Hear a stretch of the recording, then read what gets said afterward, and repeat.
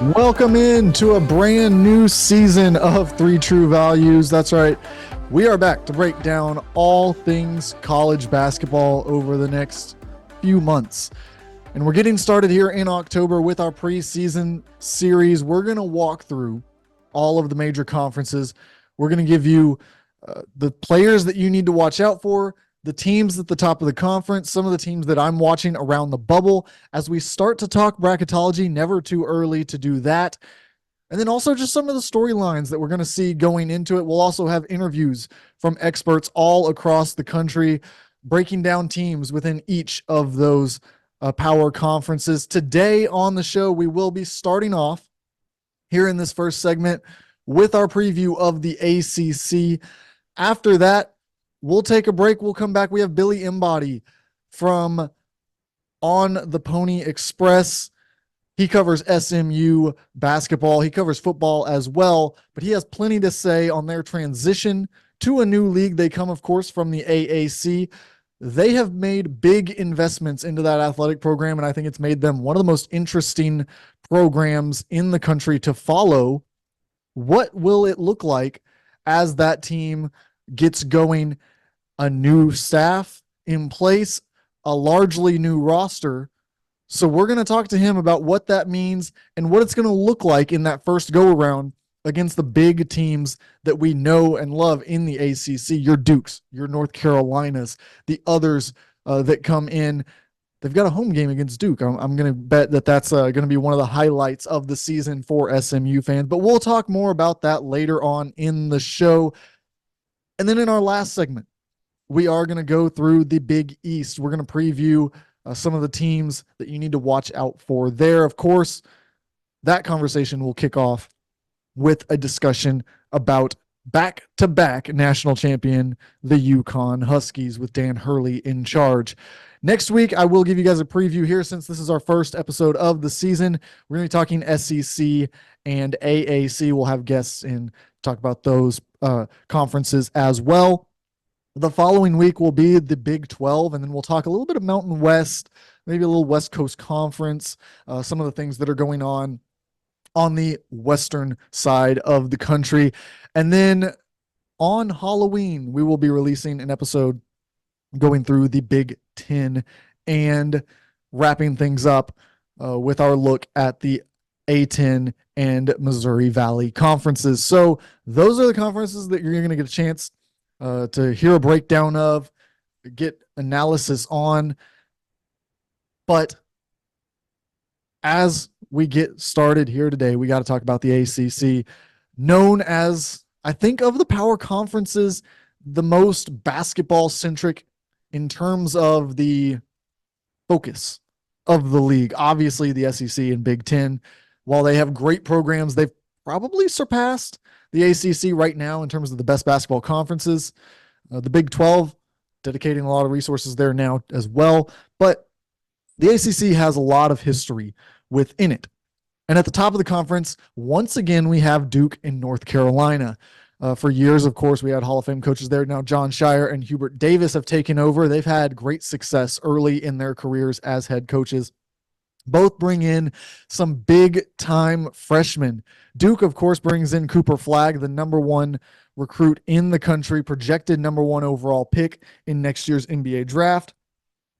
They also bring in Darren Harris, a guy who's a little bit under the radar, Isaiah Evans, Kaman Malawak, who I know a lot of people are up or down on him. You don't see a lot of middle-of-the-road projections of what he's going to be. But Cone Canopal has gotten rave reviews. Looks like he might be a breakout player who overachieves versus what we thought he was going to be heading into his rookie season there at Duke. They bring back, and I think this is an important part for Duke, bringing back Tyrese Proctor and Caleb Foster in the backcourt. Yes, Duke is known for its one-and-done culture. They're bringing in these guys on the wing. They're bringing in guys who will play in the middle. But having those guard positions be veteran players, guys who know the system, who've been around Jon Scheyer, who know what the offense should look like, what the defense should look like. They can get things set up. I think that'll be a big value for that team throughout the year. But I think that the other big value that they add this year that sets them apart in my eyes from the Duke teams of the past couple of years is the additions of Malik Brown, Mason Gillis, and Sion James. None of them are going to be stars on this team. We'll see how many of them start. I would project one, maybe two at the start of the season. Maybe one or two of them gets supplanted by one of these freshmen as they fill into what they're going to be. But they really raise the floor of this team. You bring in veteran transfers, Malik Brown. He's going to be your defensive stopper. He's going to be a guy who comes in. He's going to play that forward position, can play in the center spot if needed. Mason Gillis, just a really good role player for Purdue across his time. And then Sion James, another guy on the wing who just provides you a floor. He's going to play solid basketball out there on both ends of the floor. And you know he's a finished product, or maybe not finished, but he is a more refined product than what these freshmen are going to be. So if you're not getting what you want from anyone who's out there on the wing, you've got those options to go to. That's going to be big for Jon Scheyer. North Carolina, on the other hand, I mentioned it. They bring in Ian Jackson and Drake Powell, two big time names who will come in on the wing and provide them scoring punch, I'm sure, as well as everything else on their way to trying to become NBA prospects. RJ Davis comes back. He's the headliner. Elliot Kadu joins him in that backcourt. So it'll be interesting to see what they look like with another year under their belts. I think that center is where this North Carolina team, that's where the question mark is for me. Jalen Washington, of course, on the roster. Vin Allen Lubin transfers in. Lubin is a little undersized against some of these bigs that he's going to face, though. So I'm interested to see what that looks like, whether they rotate those two. Can Lubin just hold up? I'm not sure. You see some of these guys who maybe don't have the height, but they've got the strength, they've got the body type to be able to handle some of those bigger, taller guys when they have to face them. And it helps that we don't have any Zach Edey type players in college basketball this season. After those two, I think that there is a little bit of a drop off in the ACC. We get into a conversation about Clemson, Wake Forest. Can Miami have a resurgent year? Can NC State build on their deep NCAA tournament run last year?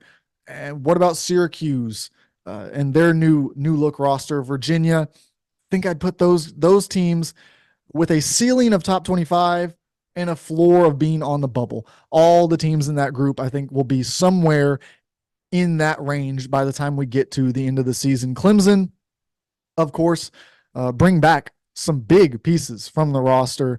Chase Hunter, they bring back his brother Dylan Hunter, Ian Shefflin, Chauncey Wiggins, and Jake Highbrighter is now going to play. He, of course, came from Air Force but had to redshirt. So we'll see what that looks like. We've also got Victor Lakin transferring in, a few other guys who will fill out the roster, fill out the depth there. But that Clemson team, it's really going to be about how do they replace Joe Girard and PJ Hall. That's what it's going to come down to for that group. Can they repeat their success from last season? Wake Forest, another interesting. They get back Hunter Salas. They bring back Efton Reed. I think those are two huge retentions for them. Bring back a couple of role players as well. Omaha Bilou, I'm really interested to see. He was a 5-star guy who really never found his footing at Iowa State last year. Did not play very much at all. But now in a new setting, we saw that work for Hunter Salas. Can they repeat that success, get another highly ranked guy to find a second gear as he makes the transfer in there? If they can, I mean, like I said, the ceiling for this team goes way up. Trayvon Spillers is kind of the floor provider at that same power forward position. A guy from Appalachian State. I think he provides this team with that consistent player they need in there. Miami, we talk about Jalil Bethea, a 5-star guy coming in, going to try to lead that offense along with Nigel Pack, who's back. Matthew Cleveland returns as well. I like what they did. I think that they've got a really, really nice group coming in through the transfer portal. I'm a big fan of AJ Staten McCray. I think Jalen Blackman's got something to give. We'll see what Lynn Kidd can be as well. Brandon Johnson, just a really good group here, I think. And you bring back only 2 players who are going to play a big role in that starting lineup, but they play important positions. You've got your wing scorer and you've got your point guard. So I'm looking for Miami to have a bounce back year after a disappointing season last year. NC State, we all know what they were last year. They bring back quite a few important players. Ben Miller-Brooks. They also bring back Michael O'Connell. We'll see what the MJ Rices, Dennis Parkers, Ernest Ross, people like that can offer, who also return as they spend another year in the system. But I think it's Marcus Hill. Marcus Hill is the underrated guy that I'm looking for here to make that jump to the Power 5 level, Power 4, Power 5, whatever you want to call it now, the high major level. I'm looking for him to make that jump and have a big impact this season. And then Brandon Huntley Hatfield, another guy who comes in, Mike James, Dontrez Styles, fill out that wing position. Syracuse, though, as we keep rolling through, Donnie Freeman, I think, is a really underrated freshman. I think he could be a difference maker for this Syracuse team. I'm really watching him next to Eddie Lampkin, who transfers in. I think that's a big pickup for this Syracuse team, and will be interesting to see what style of play that they use as well with him there in the middle. JJ Starling returns. Chance Westry is back. Chris Bell. I like this group. I think they can build from what they were, get onto that bubble at the very least, and start to rebuild what we know this Syracuse program as after it's been a couple of down seasons for the Orange. Virginia now, as we keep rolling, brings back quite a few players here, and I think I've got some questions, though, about how many players they bring back, because none of them were really the stars of the past few seasons. Reese Beekman is gone.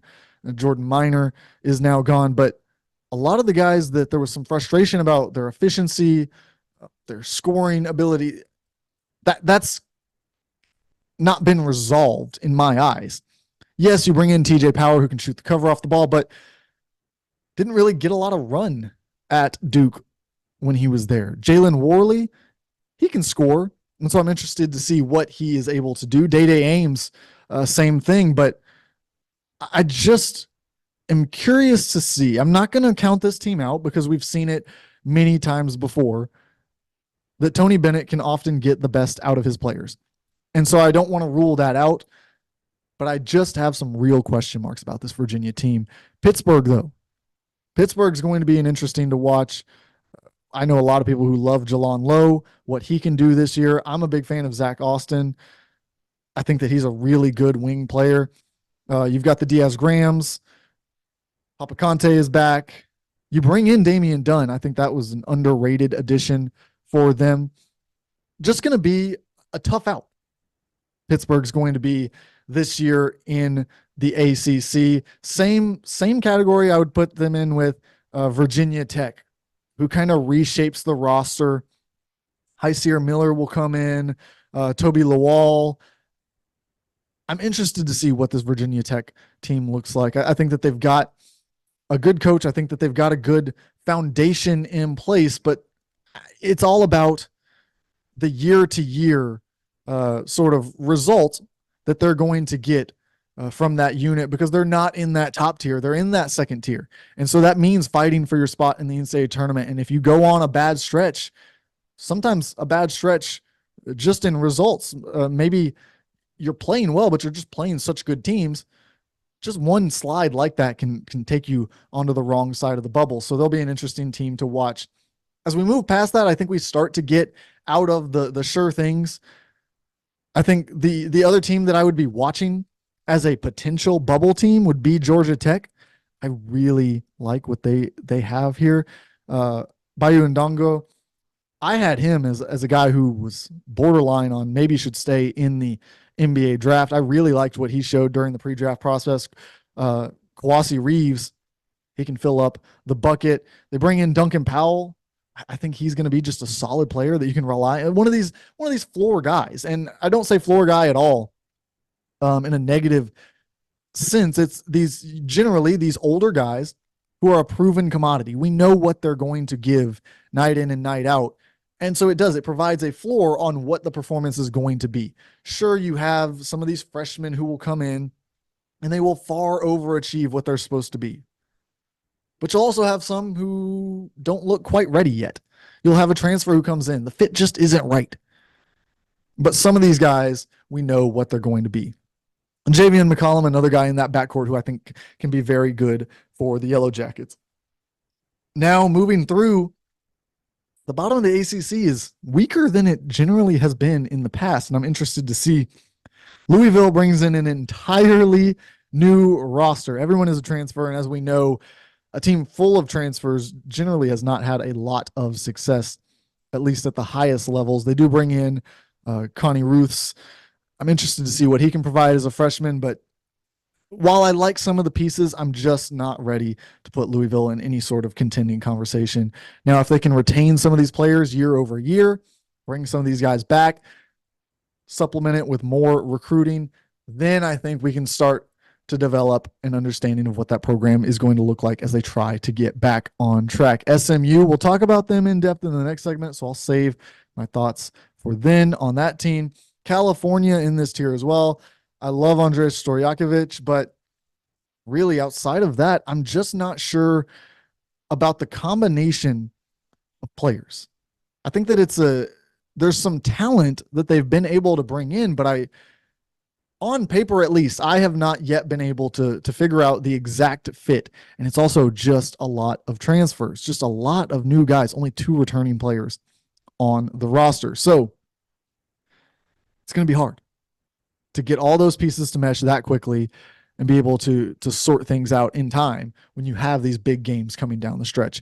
Stanford, they got back Maxime Reynaud, which was a huge get. Did not think after he entered the portal that would happen, but they were able to retain him. That'll be big. I think it does provide them with a chance. Jalen Blake, Josiah Sellers come in, Darren Sarin. I like some of the pieces. Again, though, I just don't think that the sum of the parts is going to be quite enough. Boston College, I like Roger McFarland coming in, Deion Brown. Joshua Beadle comes in as well. But do they have enough? Do they have enough depth to compete at this level? I think that's to be determined. Notre Dame, oh man, this Notre Dame team, I was very low on this Notre Dame team. They're towards the bottom of my ACC standings. The more that I kind of look at it and the more that I do my research around these teams and these trends that I'm seeing from last year, the year before, coming into this season, I start to think this could be one of my blind spots. And if Notre Dame starts off well, if they enter that bubble conversation, I'm going to have to reevaluate what I saw on paper, because Marcus Burton comes back, Braden Shrewsbury is back. They've got quite a few role players back, and that's really what I think is important. They only bring in 3 transfers, and I think that they're transfers who can provide something. 2 recruits on top of that. We've seen them get hot on the recruiting trail for 2025 as well, and I'm trying to make sure that that's not what's clouding my judgment a little bit on what this team could be, because obviously they will not have an impact on this season. But you do start to wonder, well, if these recruits are bought in, what have they seen? Like, what are they being presented? Maybe it's just opportunity. Maybe it's the future of what they're building at this program, which we know that Michael Shrewsbury is good at. He did it at Penn State. He got them into that mix. I think he'll do the same for Notre Dame with time. But will it be this year? Not going to say yes, but it's a team that I'm watching. And then Florida State, I'm sad when I look at this Florida State program, and I'm not sure how we got here. I mean, we're not far removed at all from Scotty Barnes's and Devin Vassell's and all these really, really good players coming out of there. And I just look at this roster now, and I'm like, Jameer Watkins, okay, like a guy who was in the NBA draft process and decided to come back. Chandler Jackson, can he provide something?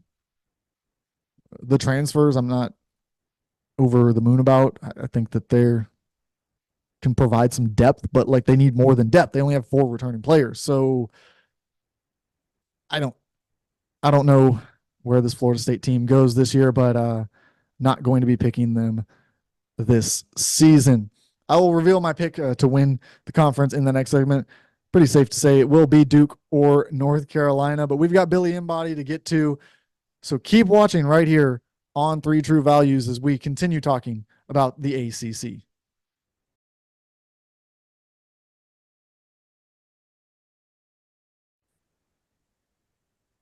As we start our conference breakdown series, we have to go to the ACC where there's so much to break down. And what better way to start doing that than to talk about one of the newest members, SMU, which I think lately has been one of the most interesting athletic programs from top to bottom to kind of follow what they're doing, their model, and how they've made their way into the Power Four conferences. So I've brought on Billy Embody of On the Pony Express, works for On Three, and I can't think of anything but anyone better to come on here today and just give us the rundown. Can you start off by just telling us, Billy, what's the vibe like at SMU? It's got to be an exciting time with football and basketball getting started up here soon. Yeah, you're absolutely right. It is such an exciting time if you're an SMU fan. I mean, this has been something that this program has been waiting a long time for, both on the football side of things and basketball. And everybody obviously around the hilltop was very excited about getting into the ACC for so many obvious reasons, right? You know, jumping up from the American, getting back to a power conference like they were in the Southwest Conference days, and just taking a rightful kind of place among college athletic programs. You know, this is a college that has multiple national championships. They've got Doak Walker, they've got the Pony Express, they've got all those things. And then on the basketball side of things, they've seen the blueprint where this thing can get rolling. Larry Brown was here. They've had some success, you know, years and years ago outside of that. But Moody Coliseum is one of those special college venues when it's rocking in particular. And, you know, for this move, so much of it was about obviously football. That's what drives college realignment for the most part. But with college basketball, SMU gets to be, you know, in a conference with your Duke, your North Carolina, your Virginia, so many great programs over the last few years, NC State, of course. And they feel like they belong among colleges like that. There are a lot of colleges in this conference that are fairly similar to how SMU views itself and where SMU wants to go. So this has been a grand slam for SMU. This is a college move for them, that a conference move for them that has been just paying dividends left and right. You know, admissions, student attendance, attendance in general. They had already been working on facilities. They had already been going after, you know, a higher caliber of coaching and in all their sports. But now it just makes it a place to be. You know, you're in Dallas, Texas. You're in a conference that now is coast to coast, and SMU's right smack dab in the middle of it. And there's a ton of excitement around the program. Yeah, and we've seen so much of that investment, and that's one of the big reasons that they got that invite to the ACC. Can you tell us just what is the difference? Obviously, they're two different sports, so it's going to be different in some ways, regardless. But how has kind of football versus basketball? What has basketball done differently in the way that they invested to make sure that they're competitive from day one? The way that we've seen football already be competitive in the ACC so far. Yeah, I think NIL has really taken a jump up, you know, to get Andy Enfield out of USC. Obviously, SMU checked the first box, which was being in the ACC. But another piece is resources. And college basketball is exploding in terms of the NIL spend each year on most rosters around high major basketball. You know, you're not a player if you're not spending at least $7 million a year, it feels like, which is insane considering there's, as of now, 13 scholarship players on the roster. So to spend that amount, SMU went full bore at it. You know, this is a transfer portal offseason that I felt like was a good learning experience for a lot of colleges around the country. And we saw some values out there and some numbers tossed around that, I mean, no disrespect to some of the players that got them, you're probably overpaying for what you get, but that's what happens when there's demand and there's limited supply in some cases. And SMU is ready to meet a lot of those needs for Andy Enfield and his staff to take this roster, knowing that they accepted the job formally May 1st. And that's, you know, a piece of that. The transfer portal window had already been open a couple of weeks. And I mean, they kind of got caught in the sense of, all right, you're going to have to pay up for some of these players that the value might have been a little different right off the bat from the transfer portal. So the whole marketplace in terms of NIL and college basketball is off the charts, and it's probably even worse than football in that sense relative to, again, the spend.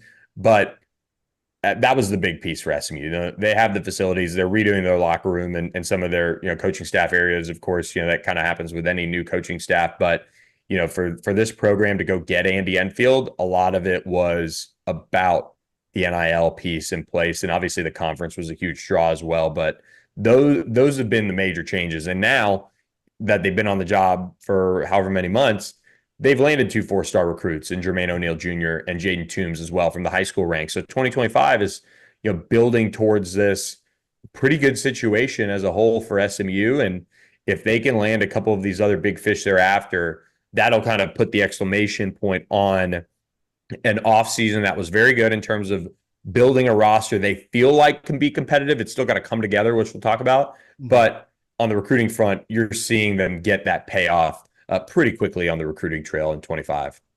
Yeah, you talk about that this year's roster, and I think that it really has to start with Cardio Kendo, Boopy Miller, some of those guys that they brought in, and then the returning guys as well. They've got some there in Chuck Harris, BJ Edwards, Keon Ambrose Hilton, all back in for another year. And so what is it about this team? Who are those players that so far seem to stand out when you talk to people as the players who can kind of provide this team with a ceiling? I think the one that I've got to start with is actually the last edition. It's Turkish big man Samet Yigitulu. So I'm still, or it's Yigitulu. What kind of an interesting pronunciation there that I'll be working on for the early goings of the season. But a 7'2", 260 plus pound big man who's played, in the pro ranks in Turkey. He's 20 years old. He's really just skilled, as a big man, and is somebody that I think quietly the staff feels like has a chance to be maybe an all ACC player if he hits his potential early on. But that was the final piece. They've gone out and grabbed, former highly touted recruits like Jarrell Colbert from Kansas State, Johan Traore from UC Santa Barbara. They've addressed that front court, but they needed one more true big, and they got that. And so I think he's that final piece. But when you look at the rest of the roster, they've got Matt Cross, who's going to play probably a combo forward, 3-4 type out there on the wing primarily from UMass, but has experience in the ACC, originally being a former blue chip, going to Miami. And I think he's rugged. He's somebody that they're really going to trust out there with all the experience that he has. He was first team all Atlantic 10. And then you've got the backcourt, which returns Chuck Harris, who's been one of the best free throw shooters in the country. He's been a guy who's played a bunch of high major basketball games. And then you get to Boopy Miller, who comes in from Wake Forest.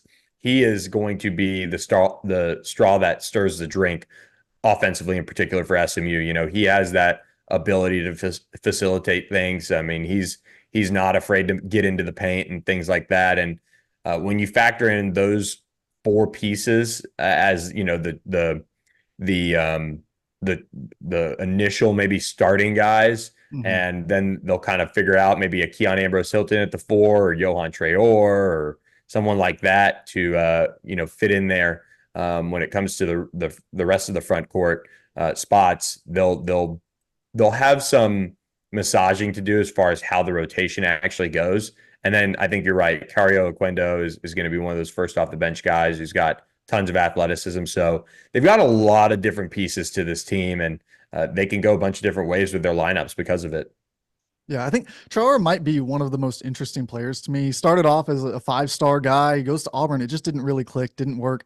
But then he got in the portal, and you heard that some bigger teams were after him. Well, then he ends up going to a small school. He dominates there, and I wonder now what that next step looks like for him as he goes from a guy who struggled in year 1, decided instead of just jumping straight back to another big school and hoping that he could earn his way there, went somewhere where he knew he was going to be the guy.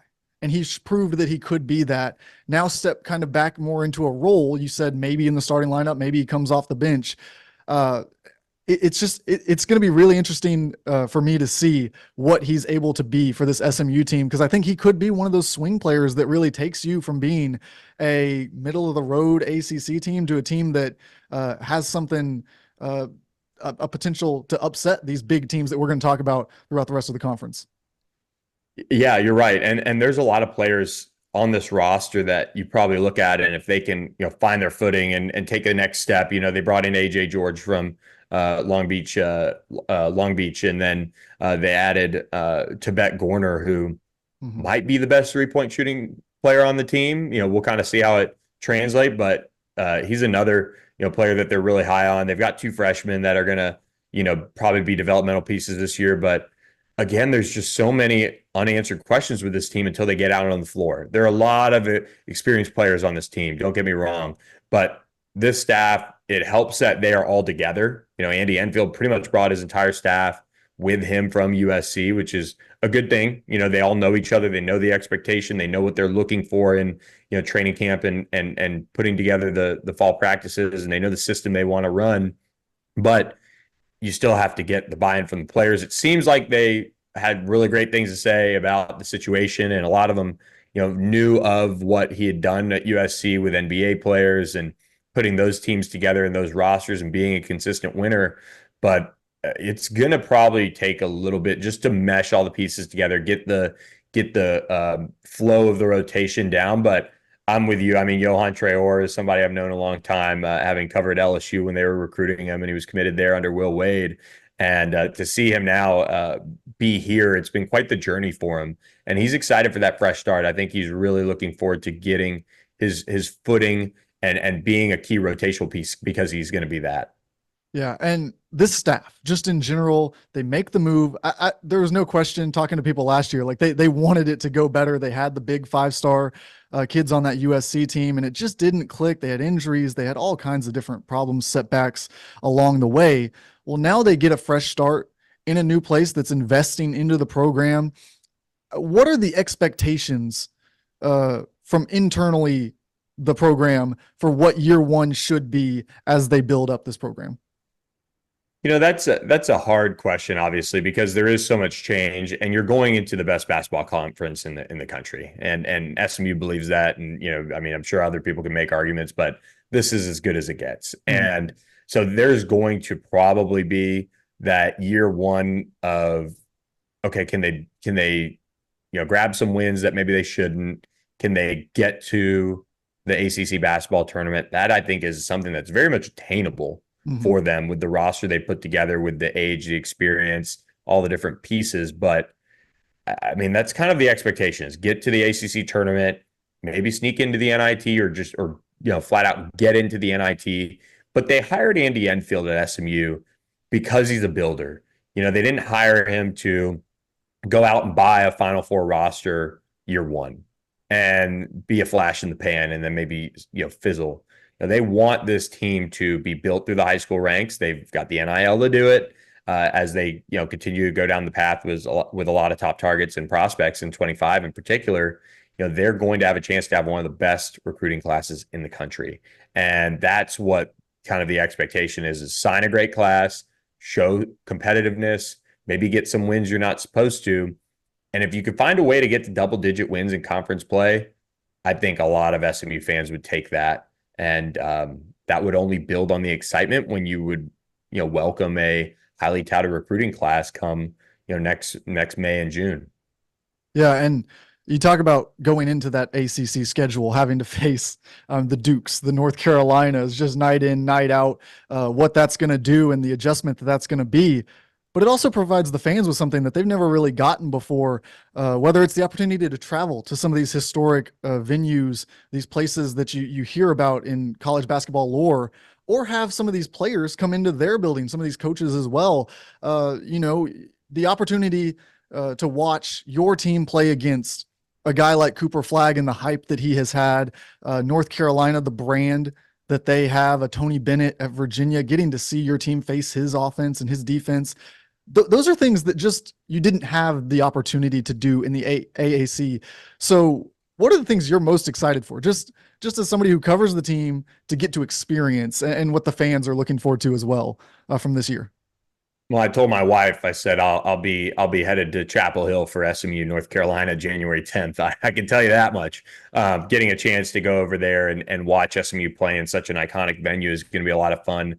And I think that's kind of the mindset of the entire fan base. I'm lucky enough. I'm going to probably have one of the best seats in the house wherever, we go and cover a game. But, SMU is going to open ACC play with Virginia on December 7th. Now, a lot of people are hoping that SMU football is still playing on that day and playing in Charlotte.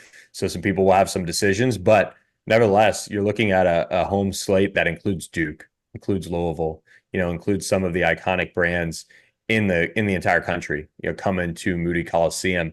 And that's what it's all about. And years ago, when Larry Brown was the head coach, SMU was in the top 25. They had College Game Day come. They played Louisville, and obviously it didn't go the way they wanted. But Rick Pitino said, and I think it was Luke Hancock that said it on the schedule reveal. He said, "That's the hardest place I've ever played." And Rick Pitino said it was not a religious school, and that was after that game, or at halftime of that game that SMU and Louisville were playing, and that's the type of atmosphere that SMU can be. Mm-hmm. And so many SMU fans look back on that, I mean, 4-year stretch of SMU basketball as like the highlight of their fandom, which, on one hand, you come away with no NCAA tournament wins for a variety of reasons is tough, but the excitement, the star watching, the sold out crowds, the noise in that building when it's packed is pretty unbelievable, quite honestly. It's very similar in terms of noise from what I've been told is Cameron Indoor for people that have been to Cameron. It's not as organized as the Cameron Crazies are, so don't come at me, but the noise level is intense when SMU has a full crowd. And Houston's found that out. They've played Houston numerous times in the AAC, and SMU's been able to get a few upsets of the Cougs in Moody. And you go back to the first game in New Moody when it was renovated all those years ago. They knocked off UConn, and they swept UConn that year, and they won the national championship. And those are the moments that SMU fans are hoping for a little bit more of. It's a tough hill to climb with the grind of that schedule that it'll be year in, year out. But they're really hoping that with Andy Enfield at the helm, it's going to be built into a consistent winner, and that'll keep people coming out and the crowds, going nuts. A little Moody magic, as they say in Dallas. Yeah, in the top of this conference, it is as good as ever. You've got Duke and North Carolina. I think pretty much everyone has them 1 and 2 in whatever order. Then you've got a group with your Clemson's, Virginia's, Wake Forest, projected to have a really good year there as well. But up at the top, you've got this Duke recruiting class that includes Cooper Flagg, Kaman Wallach, just these big names. Now we're hearing about Cone Canopal and like what he might be, probably even better than people projected in the recruiting class from everything that we've heard so far. And so then you've got the North Carolina side. You've got RJ Davis coming back. You've got the veteran leadership. And then you've got kind of this team of returning guys. You bring in Ian Jackson. You bring in Drake Powell. So you've got two really well-built rosters. You've got John Shire on one side. You got Hubert Davis on the other side. Which one of those teams do you think finishes higher in the standings if you had to pick today? I know it's hard because we got so long to go, but if you had to pick one of those two to win the ACC, who would you pick at the top of the conference going into the preseason? Yeah, I'm gonna go with Duke. I'm just gonna side with the small private school like SMU is, and see that John Shire can land them another ACC championship crown. And I don't want the crazies coming after me either. I've been in football mode. Luckily for SMU fans, and on the PonyExpress.com, football is right in the thick of an ACC championship push now that they've knocked off Louisville on the road, that top 25 win. And we'll be diving into a lot of college basketball on the site. But just to maybe play it a little bit more down the middle, I'm going to pick Duke. I, again, just respect both programs a lot. I mean, SMU is going to have their hands full. There's no question about that. But I think Duke is just in a good position. I think Cooper Flagg is going to just be unbelievable. And what a treat to also have him and that Duke team just in general come to Moody. I mean, when the heyday was going on with Larry Brown, I mean, this is what a lot of people kind of begged for. Hey, just schedule Duke.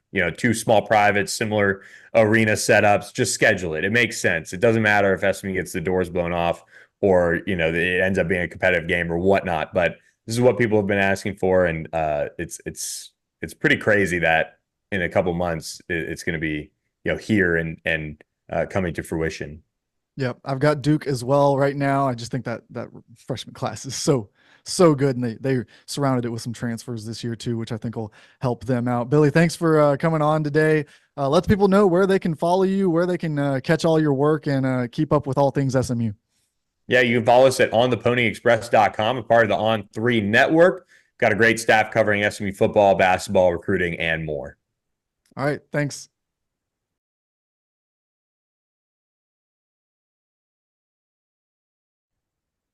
Welcome back in. It is now time to wrap up today's show with our Big East preview segment. We're going to walk through what this conference has to offer, all 11 teams. We're starting, though, with the only place you can start in the Big East the last few years. That's back-to-back reigning champions, the Yukon Huskies. Dan Hurley returns after some interest from the NBA this offseason. He brings back quite the group. Hassan Diarra returns. Samson Johnson is back after showing some interesting signs as a reserve big man. Alex Caravan from the starting lineup, a huge piece of what they want to do this year.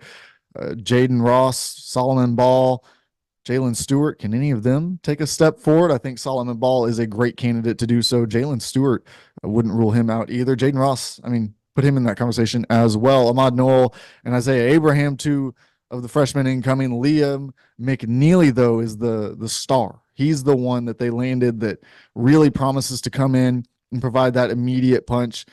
Should be a shooter, should be able to provide them some scoring off the wing. And then they bring in two transfers. I mean, Dan Hurley has just figured this out. I really think he has got things rolling on a level that we have not seen in college basketball in a long, long time. Terrace Reed comes in from Michigan. He's the athletic center. He's going to come in and provide them with, probably the starting role. Samson Johnson will probably come off the bench. And if you can get a better version of Samson Johnson that you got last year coming off the bench behind a Terrace Reed, that's going to be scary for opponents. And then Aiden Mahaney, no big deal. How about we just bring in a really talented, highly touted guard who can do a little bit of everything, who's going to come in and provide them plenty to that starting lineup. So really, really like what UConn has done once again with the roster. Is it the deepest team in the country? Probably not, but it's going to be hard to bet against them to make another run at a 1 seed and try to do something that really has not been done in many people's lifetimes, a three-peat in the NCAA tournament. Behind them, though, there's an interesting group of teams here. I think that the second tier includes the likes of Creighton, which brings back Mason Miller from the starting lineup, Ryan Kalkbrenner, their interior piece in the middle, huge to get him back. He is one of the best defensive bigs in the country.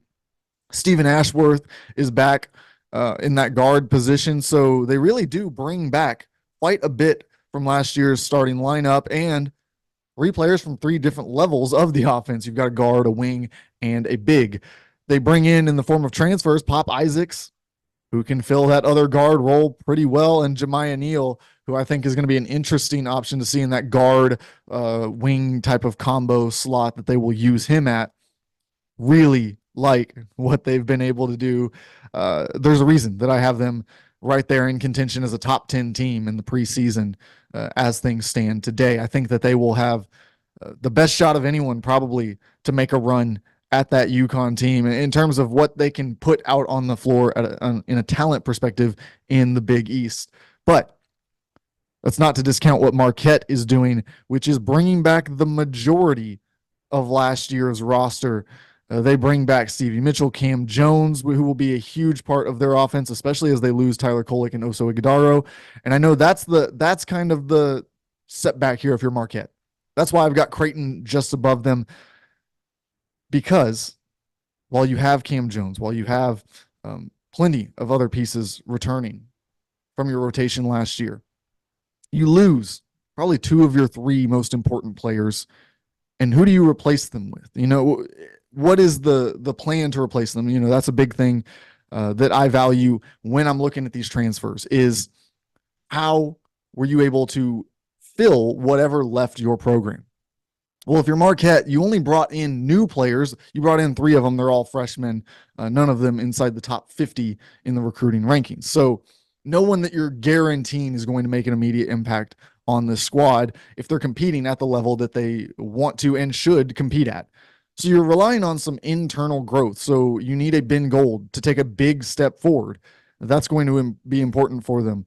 Other guys on that roster are going to have to step up. David Joplin, like this is going to be, it's going to have to be a breakout year for him at that forward spot. So I'm interested to see how Marquette is able to develop these players and get that growth that they need to have. Providence, another interesting one. They bring back Bryce Hopkins coming off that injury. Jaden Pierre is back. Justin Fernandez. I mean, just a good core group. Corey Floyd returns. I like what they've got. I think that they've got a good starting point of returning players, as do many of these Big East teams. If we're being honest, this is one of the best conferences in the country at roster retention. They bring in, though, to complement it, Christ Essendoko, a good kind of under the radar center prospect. I think he'll provide them plenty of minutes there. Wesley Cardette, who is just an absolute bucket getter from the guard spot. Bensley Joseph, who I always was a fan of at Miami, and then Jabri Abdur-Rahim from Georgia, another just solid player to plug into this lineup. I really like what Providence was able to do. I think that they will compete as a top 25 team for most of the year. St. John's is kind of in that next tier. I think that they're just outside the top 25. I've got them right outside with plenty, and I mean plenty of opportunity to move up between getting Ruben Pry, an international prospect, Aaron Scott, a coveted transfer target, Devin Smith, Kadari Richmond. How about getting him to transfer from a rival program within the Big East? Vince Iwuchukwu, big fan of him.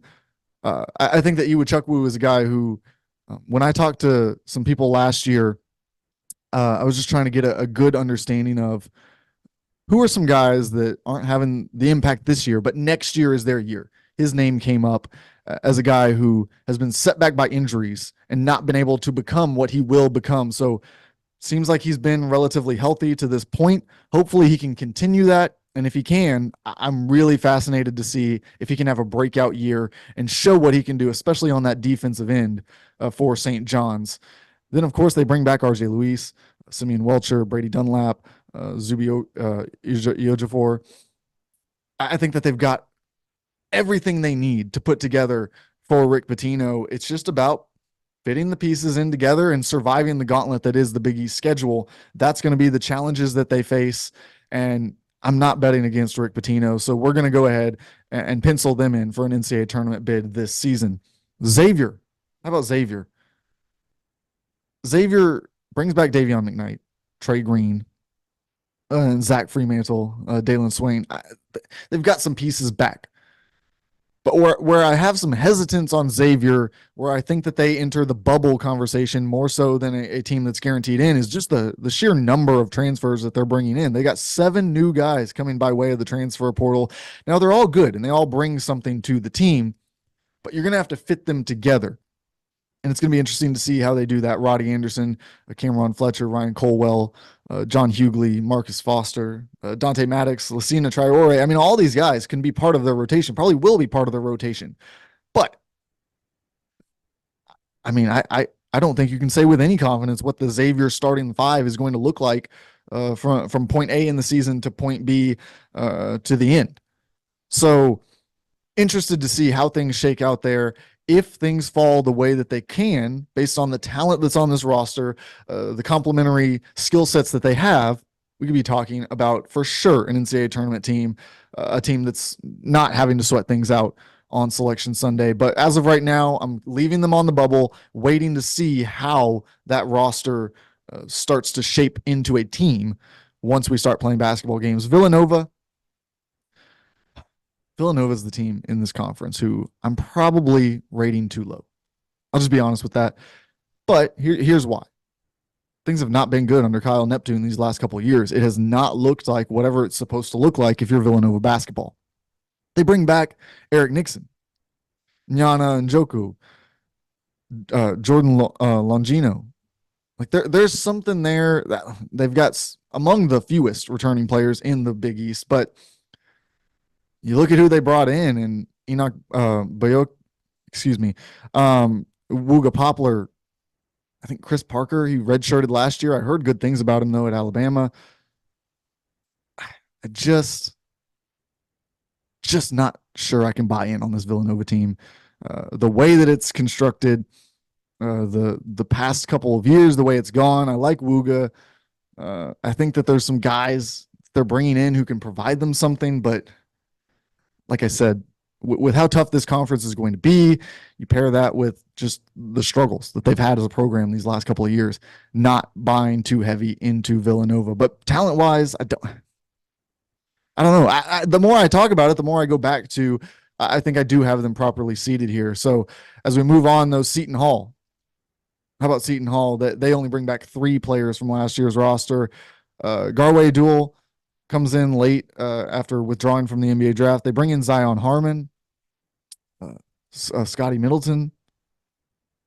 I'm just plenty of. There's so many intriguing transfers in the Big East. I feel like guys who I think have every opportunity to be a role player, but some of them are going to have to become stars. And so I'm interested to see which ones are able to make that sort of leap, that are able to find whatever it is that they need to at this new school and amongst themselves, because a lot of these teams bring in multiple transfers.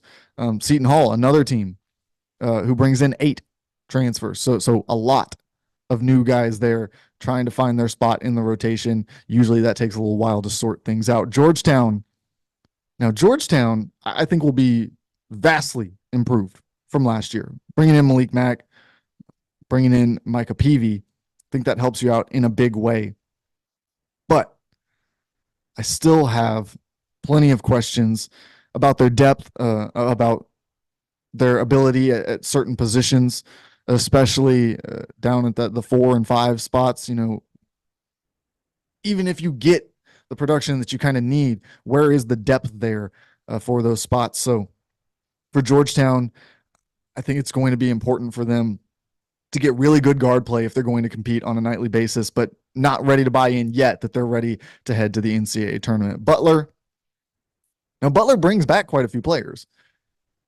They bring in Pat McCaffrey as a transfer, Colby King, Jamie Kaiser. Don't mind any of those, but just not sure with Pierre Brooks coming back, Jamil Telfort. Just not quite sure that they're going to have, like I said, competing even with the Villanovas and Seton Halls. The biggest downside that I've had in this last group of teams is if anything the experience as a unit. And so by the time you get to conference play, it's going to be hard for Butler to have success. And then DePaul, not buying into DePaul this year. Those of you who have followed my podcasting journey have known that I've been tricked once or twice by DePaul. Chris Holtmann, I think, is an excellent coach. I think it's an excellent decision to bring him in and allow him to do this. But you look at this roster, 0 returning players. That's a pretty good sign that you're not going to have much continuity.